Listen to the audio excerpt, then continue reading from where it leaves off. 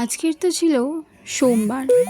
সোমবার মানেই উপোস শিব ঠাকুরের। এটা ফার্স্ট টাইম, মানে এই বছরের ফার্স্ট টাইমের জন্য আমি করলাম। ফার্স্ট সোমবারটা আমার হয়েছে, তো আমি করেছিলাম, উপোস ছিলাম সকাল থেকেই। তারপরে জল ঢেলে নিলাম।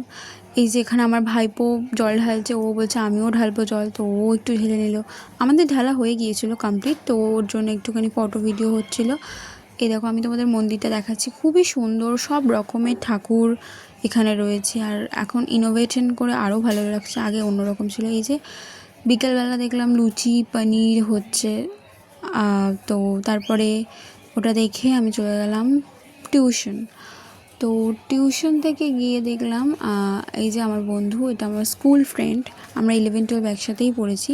তো ওদের সাথে একটুখানি দেখা করলাম, ফটো তুললাম, ভিডিও করলাম। মানে এই ভিডিওটা যে কী ফানি হয়েছে আমি কি বলবো। তারপরে আমি ডিনার করলাম, আজকে ছিল পরোটা আর পনির।